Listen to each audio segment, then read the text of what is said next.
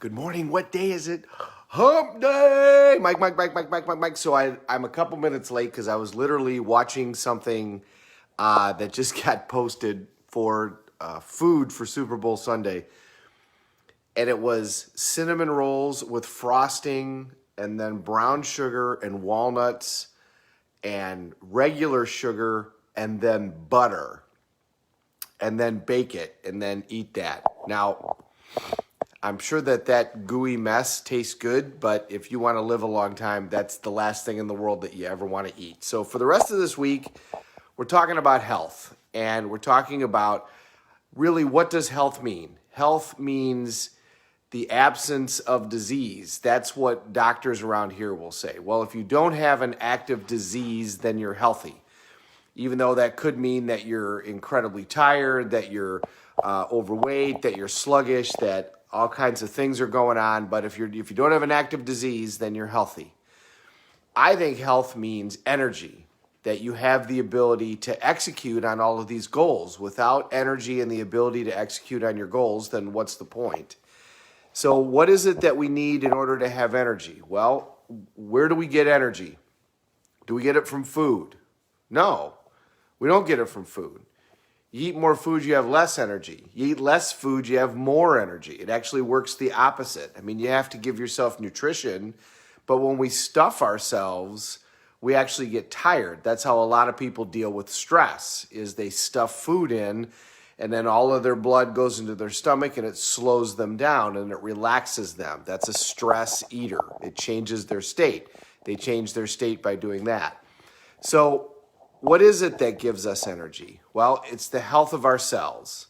And we talked yesterday about water. Number one thing that our bodies need, water. Cells need to be able to get rid of waste and to go through the chemical reactions that they do. So the number one thing they need in order to be able to do that is water. So half your body weight in ounces is a good idea. Make sure you put lemon in it. Did anybody go get pH strips and see how acidic they are? Around this area of the country and in the United States in general, the majority of people, especially people around my age, are number one, incredibly dehydrated, and number two, incredibly acidic. And that is a perfect breeding ground for cancer. That's why cancer is so prevalent. And you know, this area of the country where I live, if you go from Minnesota, Minneapolis, Minnesota, right through Wisconsin, right through the middle of Illinois, Mayo's calls that Cancer Alley. That's huge rates of cancer through this whole area. Now, you know, nobody's really 100% sure where that's from. Is it environmental? Is it hereditary? But obviously, you know, look at the diet in that area and look at what most people eat. There's a large amount of meat that's consumed. There's a large amount of processed foods that are consumed. And people are not, they're dehydrated. They're dehydrated and they're acidic. So number one, make sure you get half your body weight in ounces in water. Put lemon in the water because it will alkaline you. It will take away your acidity. By the way, anybody that's doing any type of Atkins diet, which keto is just another version of the Atkins diet. Can you lose weight doing all that? Sure. But when you put yourself in ketosis, what's your body like in terms of acidity level? It's off the charts. You become off the charts acidic. And will you lose weight doing that? Absolutely. Because you're not taking in hardly any fats. But you'll also put your body in a huge high pH level, which is a perfect breeding ground for cancer. So it's a question of, you know, where do you want to live for a long time? And by the way, don't take any, you know, I'm not a doctor. I'm not a nutritionist. This is just the stuff that I've learned over the years and what I think. Go find your own ideas and say that I'm wrong. But, you know, take a look at all of this and decide for yourself, you know, what it is that you want. So what is the other thing that the cells need in order to do their job? They need water and they need oxygen. They need to be able to have oxygen in order to do the process that they need to do to eliminate waste. Because there's a lot of evidence out there that cells, if they're not ruptured, which would be some sort of injury, and if they have enough oxygen and are able to eliminate waste, can kind of live indefinitely. There was one study where they had chicken cells that they kept the appropriate amount of hydration and allowed them to eliminate waste, and they lived forever.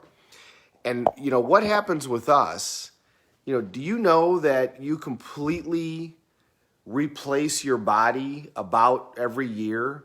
And every 3 years, you totally replace your body.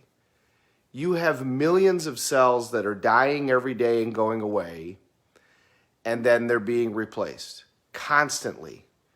And for the majority of those cells, once a year, they're gone, and you got all new cells.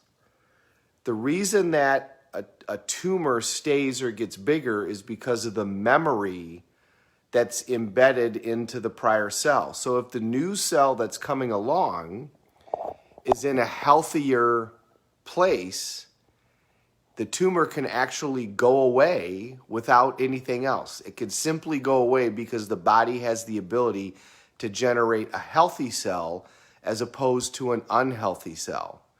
That's Ayurvedic medicine. And, read Deepak Chopra's books, but there is study after study after study of somebody that has gotten a significant tumor, and all they did was dramatically change the way that they eat to allow their body to have nutrients without having to process all the junk, and having an appropriate amount of water and oxygen so that the cells can do their job and the tumors would go away.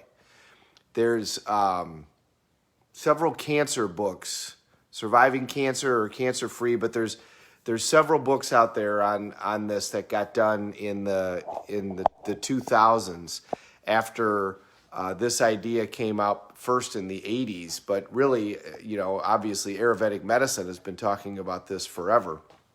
So, number one, you need water. Number two, you need oxygen. And how do we get that? Well, obviously exercise.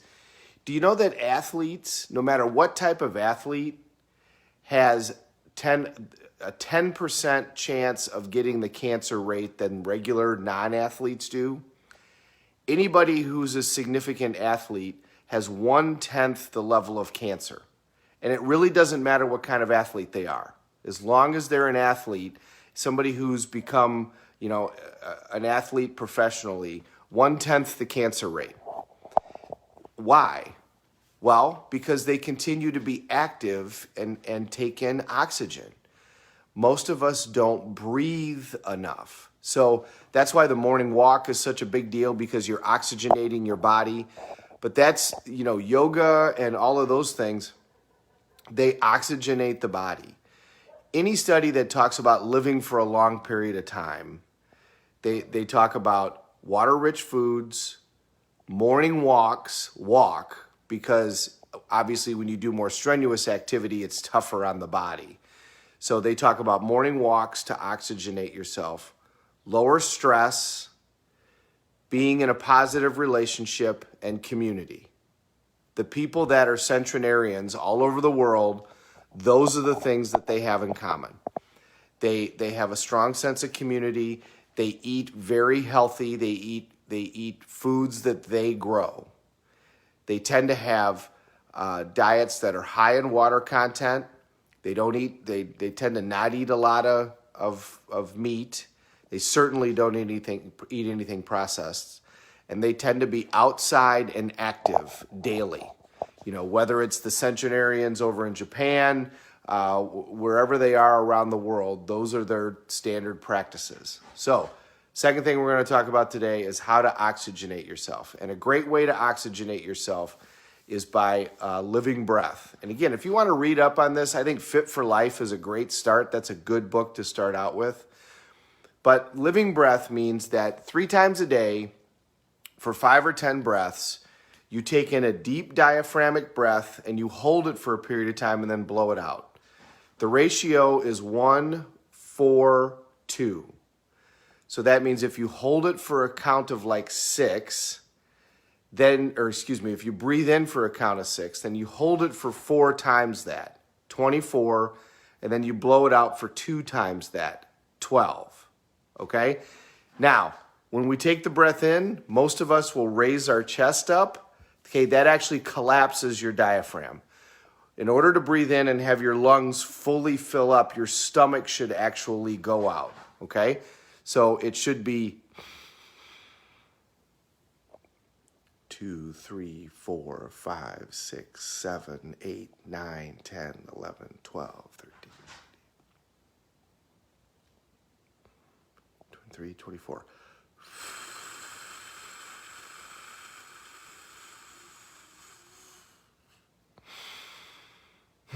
So I breathed in for 6, I held for 24, and I blew out for 12. By the way, when you do this, you might feel a little dizzy. That's your brain saying thank you. So for today, half your body weight in ounces in water, put lemon in the water, go get some pH strips to see how you test out, and then 3 times a day for 5 or 10 of these breaths, do this breathing. 1, 4, 2. Breathe in for 6 or 8, hold for 4 times that, and then blow it out for 2 of that. Just do that 3 times a day. That alone can skyrocket your energy level like you wouldn't believe. So just do those things. We'll talk about more tomorrow. Thanks for watching, everybody. Have a great Wednesday, February 3rd. We're already into February. I'll respond to everybody when I get a chance. Thanks for watching. Let's all take care of each other. We're all in this together. See ya.